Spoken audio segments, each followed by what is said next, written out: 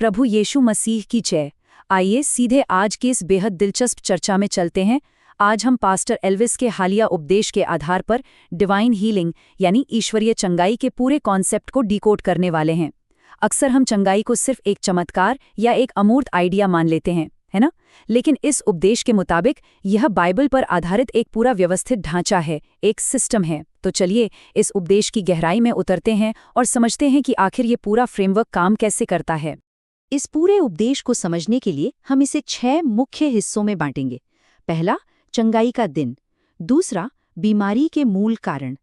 तीसरा, चंगाई की प्रक्रिया। चौथा, सेवकों का आध्यात्मिक कर्तव्य। पांचवा, विश्वास की भूमिका। और छठा, परमेश्वर का सही समय। ये 6 पिलर्स हमें दिखाएंगे कि डिवाइन हीलिंग कोई रैंडम घटना नहीं है, बल्कि इसके पीछे एक पूरा ब्लूप्रिंट है। तो चलिए पहले पिलर से शुरुआत करते हैं, चंगाई का दिन या हीलिंग डे।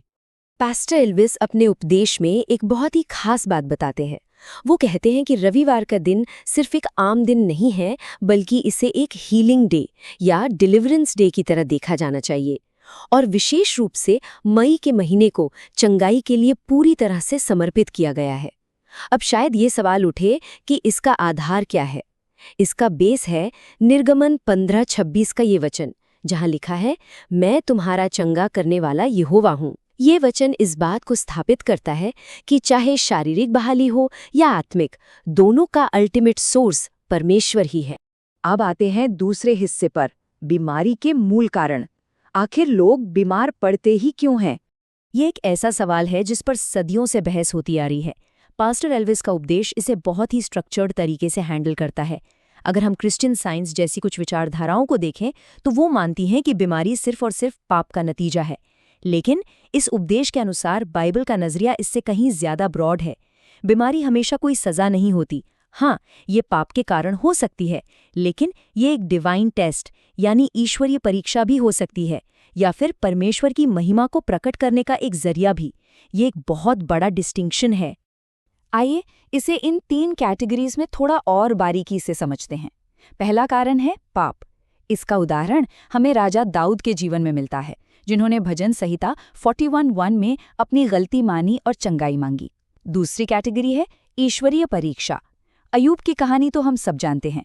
अय्यूब पूरी तरह से धर्मी थे, फिर भी उन्हें परखा गया। और तीसरा कारण है परमेश्वर की महिमा, जैसे कि जन्म से अंधे व्यक्ति या लाजरस का दृष्टांत। इन मामलों में बीमारी या मृत्यु इसलिए आई ताकि दुनिया परमेश्वर के सामर्थ्य को देख सके। तो ये फ्रेमवर्क बीमारी को देखने का पूरा नजरिया ही बदल देता है।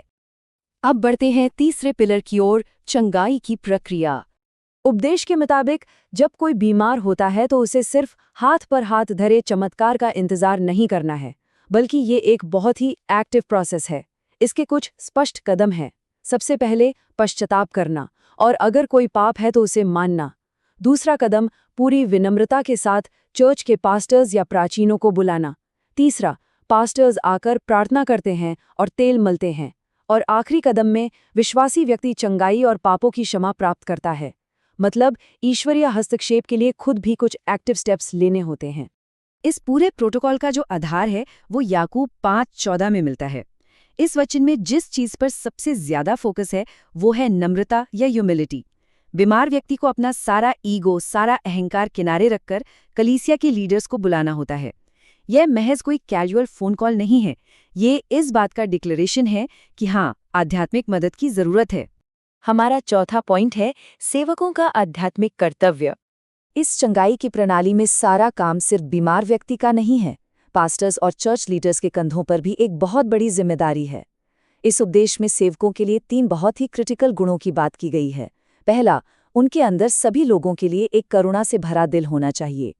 दूसरा, जब भी किसी बीमार के पास जाने का बुलावा आए तो परमेश्वर की आज्ञा मानकर तुरंत जाने के लिए तैयार रहना चाहिए। और तीसरा, सबसे इम्पॉर्टेंट गुण, चंगाई का वचन बोलने की अथॉरिटी का इस्तेमाल करना। एक लीडर को सिर्फ चुपचाप प्रार्थना नहीं करनी है, बल्कि अपनी कलीसिया को रिस्टोर करने के लिए पूरे अधिकार के साथ काम करना है। अब ये अथॉरिटी काम कैसे करती है? इसे भजन संहिता 107:20 से बेहतरीन तरीके से समझाया गया है। मैं वचन भेजता हूँ और लोगों को चंगाई देता हूँ। उपदेश स्पष्ट करता है कि बिल्कुल वैसे ही जैसे प्रभु यीशु ने वचन बोलकर लोगों को चंगा किया, आज सेवकों को भी बोले गए वचन की ताकत का इस्तेमाल करना है। बीमारी को दूर जाने का आदेश देना और चंगाई के लिए वचन भेजना, ये उनके आध्यात्मिक कर्तव्य का एक बहुत बड़ा हिस्सा है। इसके बाद आता है हमारा 5वां खंड, विश्वास की अनिवार्य भूमिका। सोचिए, प्रोटोकॉल फॉलो कर लिया, सेवक आ गए, सब कुछ अपनी जगह पे है, लेकिन उपदेश के अनुसार एक चीज के बिना ये सब अधूरा है, और वो है विश्वास। यहाँ विश्वास कोई हवाई बात या सिर्फ एक विचार नहीं है, ये एक बहुत ही एक्टिव और अटल भरोसा है, न सिर्फ परमेश्वर की ताकत पर बल्कि उसके नियुक्त किए गए सेवकों पर भी। चंगाई मिलने से पहले इस अडिग विश्वास का होना एकदम मस्ट है। ये शायद या देखते हैं वाला एटीट्यूड नहीं है, बल्कि ये पूरा यकीन है कि परमेश्वर चंगा करेगा ही। इस बात का सबसे सटीक उदाहरण मत्ती 9:28 में यीशु द्वारा पूछा गया ये सवाल है। जब अंधे लोग उनके पास आए तो यीशु ने सीधे पूछा, क्या तुम्हें विश्वास है कि मैं ये कर सकता हूँ? ये सवाल साफ दिखाता है कि डिवाइन हीलिंग एक वन वे स्ट्रीट नहीं है। ये व्यक्ति से एक डायरेक्ट और विश्वास से भरे रिस्पॉन्स की डिमांड करती है। और उनका जवाब क्या था? हाँ प्रभु। बस यही वो डेफिनेटिव रिस्पॉन्स है जिसकी जरूरत होती है। उपदेश इस बात पर जोर देता है कि जब तक ये गहरा, शब्दों में बोला गया विश्वास सामने नहीं आता, तब तक चंगाई का प्रोटोकॉल पूरा ही नहीं होता। और अब हम आते हैं अपने छठे और आखिरी पिलर पर, परमेश्वर का सही समय। अब यहाँ एक बहुत ही जेन्युइन सवाल आता है। अगर सब कुछ सही से किया गया, विश्वास भी पक्का है, फिर भी चंगाई तुरंत क्यों नहीं मिलती? इसका जवाब सबोपदेशक 3:3 में मिलता है। चंगा करने का भी समय है। उपदेश बताता है कि हम इंसान अक्सर इंस्टेंट रिजल्ट चाहते हैं, अभी प्रार्थना की अभी चंगाई मिल जाए, लेकिन परमेश्वर अपनी एक अलग और परफेक्ट टाइमलाइन पर काम करता है। परमेश्वर के इस टाइमिंग को समझने के लिए लाजरस की कहानी से बेहतर और क्या हो सकता है। टाइमलाइन को देखिए।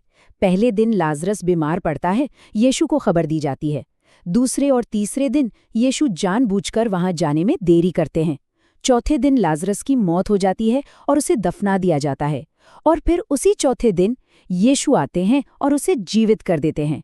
जो चीज़ हमें देरी या डिले लगती है, वो दरअसल परमेश्वर की महिमा को और भी बड़े स्तर पर प्रकट करने का एक मास्टर प्लान होती है। तो इस पूरे विश्लेषण के बाद एक बहुत ही गहरा सवाल हमारे सामने आता है। अगर सारे प्रोटोकॉल्स फॉलो कर लिए गए हैं, तो क्या हमारा विश्वास इतना मजबूत है कि हम परमेश्वर की उस परफेक्ट टाइमिंग का इंतजार कर सकें?